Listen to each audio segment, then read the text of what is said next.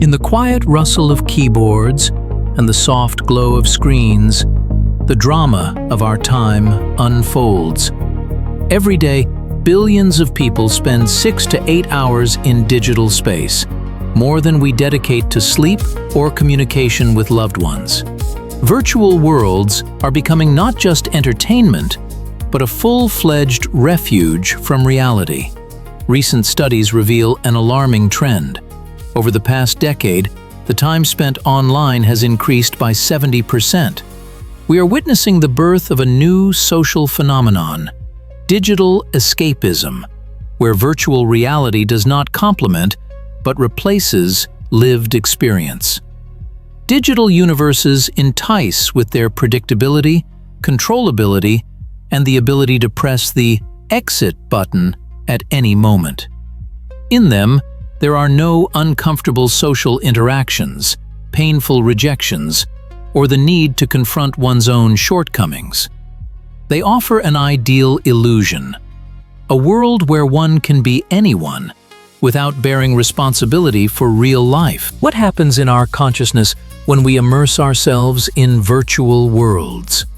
The psychological mechanism of escapism is rooted deep in humanity's evolutionary past. Our brain is programmed to seek pleasure and avoid pain. This is a fundamental principle of survival. Virtual spaces expertly exploit this feature.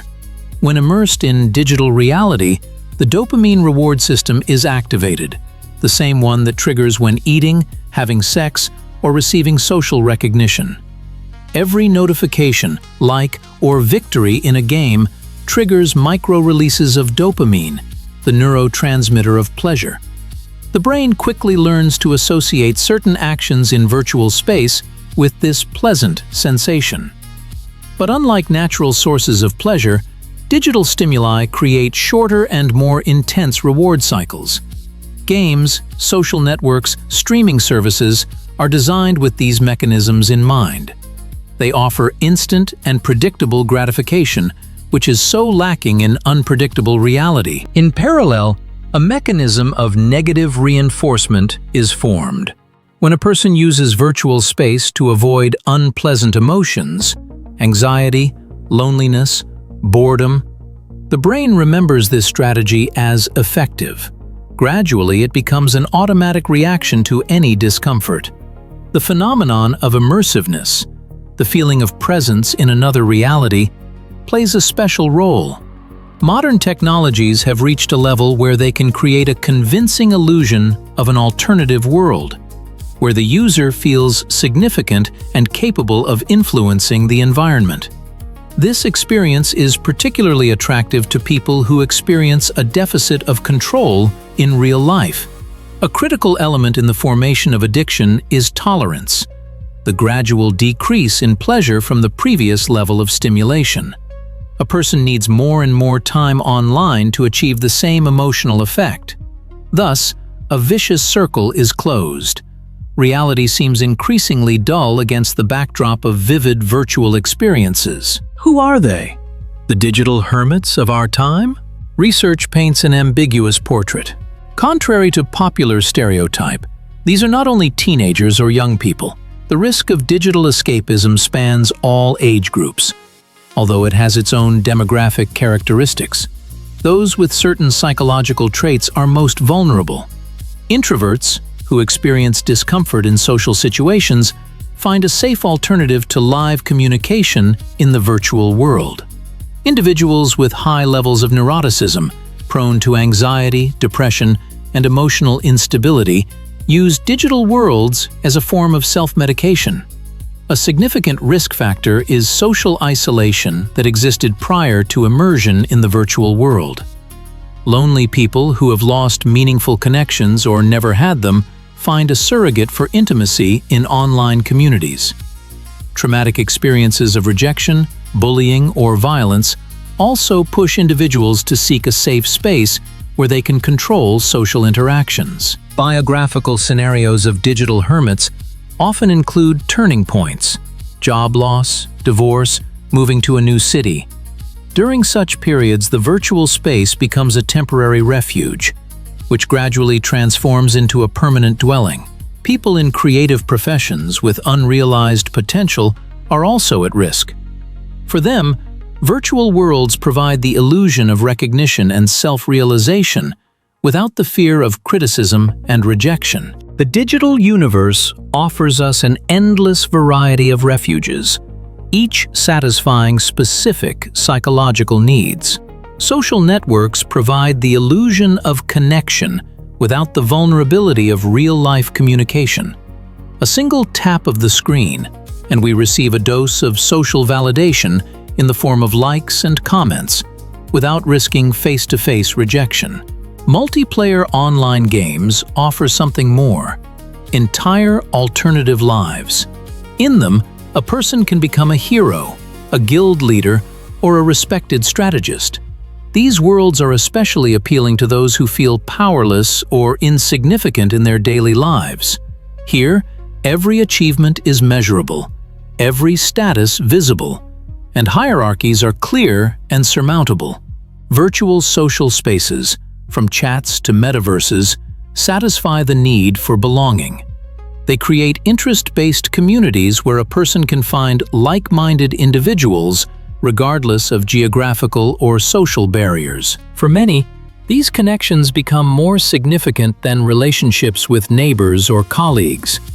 Streaming platforms exploit our need for escapism through passive consumption. Recommendation algorithms create an endless stream of content, allowing us to drift for hours in an ocean of information without making decisions or confronting reality. The psychological mechanisms of these platforms are strikingly similar. All of them use variable reward schedules, the most powerful tool for habit formation. You never know when you'll get the next like or a rare in-game item, and this keeps us in a constant state of expectant tension. What then makes us seek salvation in digital worlds? The triggers for escaping reality are diverse, but united by one thing: they create psychological discomfort that we are not ready to face directly.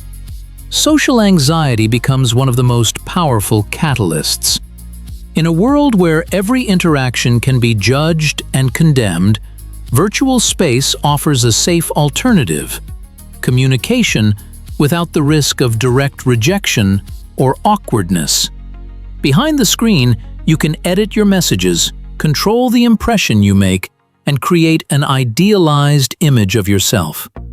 Traumatic experiences push one into the virtual world even more strongly. Those who have experienced bullying, violence, or deep disappointment in relationships find in digital worlds what they lack: a sense of security and control. Here, you can leave an uncomfortable situation at any moment, block an aggressor, or restart a game.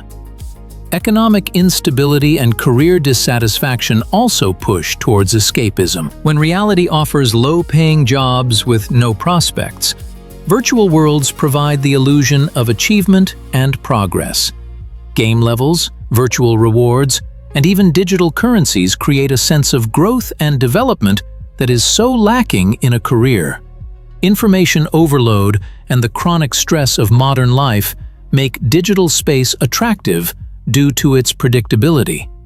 Social media algorithms and streaming services offer content that is guaranteed to evoke positive emotions. Unlike the chaotic stream of news about pandemics, economic crises, and political conflicts, we become especially vulnerable during life transitions, when changing jobs, moving, or breaking up relationships. During these periods, virtual worlds offer stability and comfort when reality seems shaky and hostile. What begins as a temporary refuge imperceptibly turns into a permanent dwelling. What happens in our brain when we immerse ourselves in the virtual world? Behind this lies an entire symphony of neurochemical processes that transform digital experiences into a powerful source of pleasure and addiction. When we receive a notification, win a game, or get a like, the brain releases dopamine, a neurotransmitter responsible for feelings of pleasure and motivation. It is this molecule that makes us return to the virtual space again and again. Digital platforms masterfully exploit this feature, creating unpredictable reward schedules, the most effective mechanism for habit formation. You never know when you'll receive the next reward, and this keeps us in a state of constant anticipation. With prolonged immersion in a virtual environment, dopamine receptors undergo restructuring. The brain adapts to constant stimulation, and more online time is required to achieve the same level of pleasure. This is a classic mechanism for tolerance formation, characteristic of any addiction. Oxytocin, the hormone of attachment and trust, plays an equally important role. Even virtual communication can trigger its production, creating the illusion of social connection. When we communicate in messengers or social networks, the brain reacts similarly to live contact, although the intensity of the reaction is lower. This explains the paradoxical feeling of simultaneous connectedness and isolation among active social media users. Virtual reality also affects the amygdala, a structure responsible for processing emotions, especially fear and anxiety. Immersion in a controlled digital environment temporarily reduces the activity of this area, providing relief for people with increased anxiety.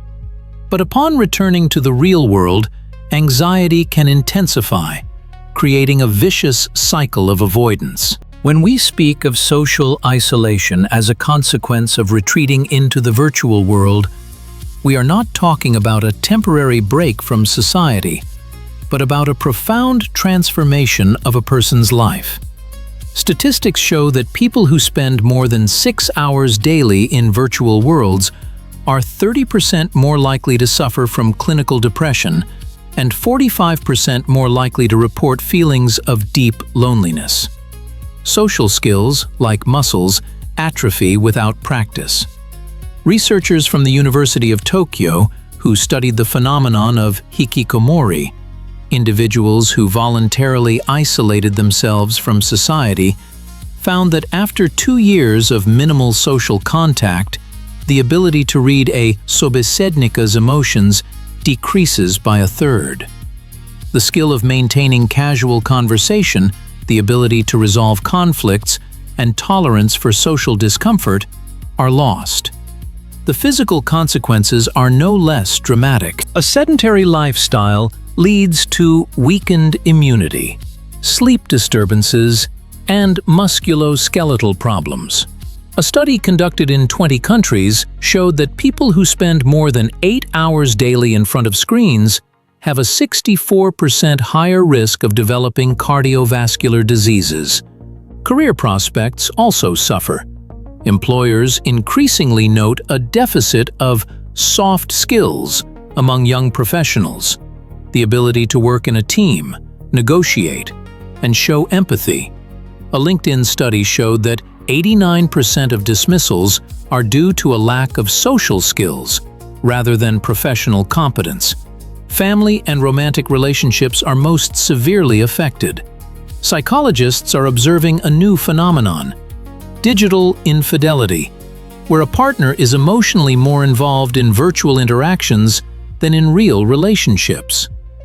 Among couples where one partner spends more than 4 hours a day in virtual worlds, the risk of relationship dissolution within 3 years increases by 70%. The paradox of modern digital socialization is that we have never been so connected and, at the same time, so alone. An average smartphone stores hundreds of contacts. Social media profiles boast thousands of friends. Yet studies show that loneliness has reached epidemic proportions. Virtual communication creates the illusion of connection without its depth. When we text in messengers, the brain receives only about 30% of the information available during live contact. Micro-expressions, voice intonations, body language, smells, all that which evolution has tuned us to recognize and interpret for forming true connection, are absent. Particularly alarming is the phenomenon of loneliness in a crowd. A a state where a person is surrounded by virtual contacts but lacks any deep emotional connection. We exchange likes and comments, but rarely share true fears and vulnerabilities. A paradoxical situation arises. The more time we spend on social media, the stronger we feel isolated. Digital communication lacks a crucial component: shared experience. When we are near another person, our nervous systems synchronize, hormone levels equalize. This biological mechanism, formed over millions of years, cannot be replicated through a screen. This is why a video call with a loved one can bring relief, but will never replace a hug. Modern technologies don't just reflect our desire for escapism, they actively cultivate it. Digital products are created with a deep understanding of human psychology and deliberately exploit our vulnerabilities. This is not an accident, but a carefully planned strategy for retaining attention. Endless scrolling through social media feeds is not just a convenient feature. It is designed to eliminate natural exit points from the application. When there's no need to go to the next page, the brain doesn't receive a signal that the action is complete, and we continue scrolling for hours. Notifications are not just a way of informing. They are triggers that cause microdopamine bursts and form a conditioned reflex. Red icons, vibrations, and sounds create a sense of urgency and social importance, forcing us to check our devices an average of 96 times a day. Recommendation algorithms act like digital dealers, constantly tailoring content to our preferences. They create information bubbles where we only receive what we already like, narrowing our horizons and reinforcing existing beliefs. This fosters dependence on a certain type of content and alienates us from alternative viewpoints. The gaming industry has been particularly successful in creating addiction mechanics. Achievement systems, daily quests, seasonal events, all this creates a sense of constant progress and the fear of missing out on something important. Virtual economies and microtransactions add an element of real value, blurring the line between the digital and material worlds. Even interface design is meticulously calculated. Bright colors, animations, haptic feedback, everything is aimed at stimulating sensory systems and creating an immersive experience that is difficult to interrupt. How to determine when digital world fascination escalates into pathological escapism? Where is that fine line between healthy technology use and escaping from reality? The first and most obvious sign is the violation of time boundaries. If you notice that you planned to spend 30 minutes playing a game or on social media, but woke up 4 hours later, this is a serious signal. Our brain loses the ability to track time in a state of flow, especially with digital stimulation. The key diagnostic criterion is not the number of hours online per se, but the loss of control over that time. An alarming sign is also emotional dependence on virtual space. Observe your reactions when internet access is limited. Do irritability, anxiety, a sense of emptiness arise? If the absence of a gadget causes physical discomfort, similar to withdrawal symptoms, rapid heartbeat, sweating, obsessive thoughts about checking notifications, this is a clear sign of dependency formation. Pay attention to the progressive neglect of real-world responsibilities. Unfinished work tasks, canceled meetings with friends, forgotten family celebrations in favor of virtual activities indicate a shift in priorities. The moment when the virtual world becomes not an addition to reality but its replacement is especially dangerous. If you start perceiving real life as an annoying hindrance, distracting from the digital space, this is already a critical stage of escapism. Physical symptoms should also not be ignored. Sleep disturbances, neglect of personal hygiene, forgetfulness regarding meals. All these are signals that virtual reality is displacing basic physiological needs. For parents, It's important to monitor changes in children's behavior. A sharp drop in academic performance, refusal of hobbies that previously brought pleasure, a reduction in the social circle. All this can indicate the formation of an unhealthy attachment to the digital space. Professionals use the diagnostic scale IAT, Internet Addiction Test, which assesses the degree of addiction across several parameters: impact on work capacity, social relationships, sleep, emotional state. If you find signs of digital escapism in yourself or your loved ones, remember, acknowledging the problem is already the first step towards solving it. It's important not to dramatize the situation, but also not to underestimate its significance. Returning to a balance between the virtual and real worlds is not a one-time step, but a gradual process of restoration. Just as experienced mountaineers descend from high mountains gradually to avoid decompression sickness, so too does emerging from deep digital immersion require a delicate approach. The first stage is conscious digital detoxification.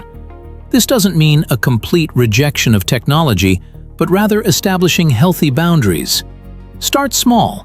Define specific gadget-free time intervals. Create digital-free zones in your home, the bedroom, the dining table, a place for family communication.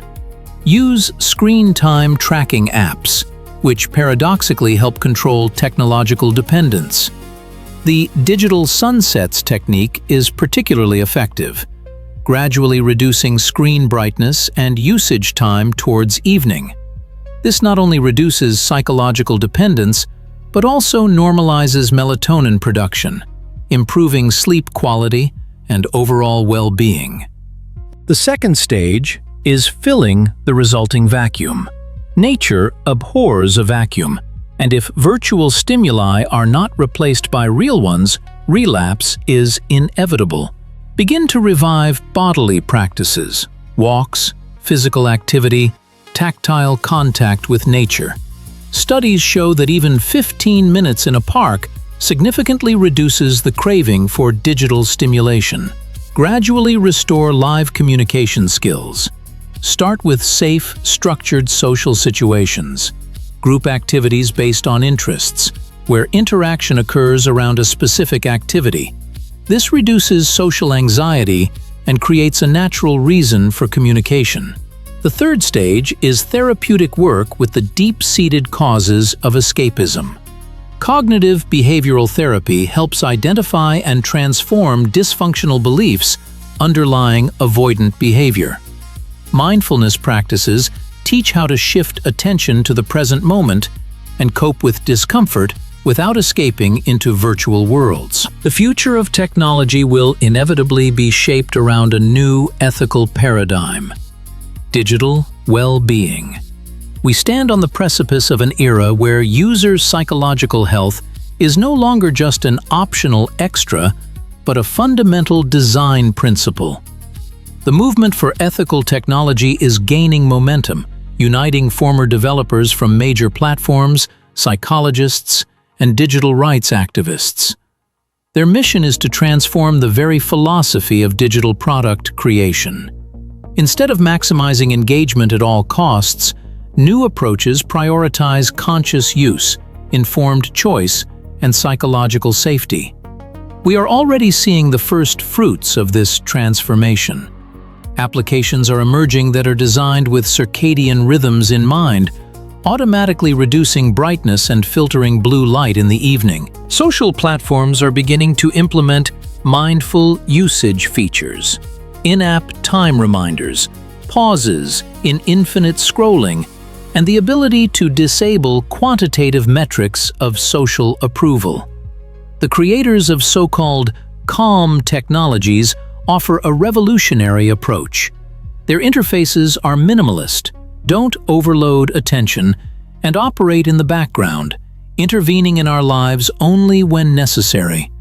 They respect our attention as a valuable resource rather than exploiting it for profit. Special attention is paid to protecting the younger generation. Age-specific design standards are being developed that consider the peculiarities of the child's psyche and its vulnerability to manipulative mechanisms. Regulators around the world are beginning to demand transparency from developers regarding the psychological triggers used. A new economy of digital well-being is forming, where value is measured not by the time spent in an application, but by the quality of that time and its positive impact on the user's life. Companies that invest in ethical design gain a competitive advantage, attracting an increasingly conscious audience. The future of technology is a balance between the possibilities of the digital world and the needs of our psyche. These are technologies that enhance our abilities rather than exploiting weaknesses, that expand horizons rather than narrowing them to the size of a screen. This is a future where virtual space complements reality rather than replacing it, where technology serves humans and not humans' technology.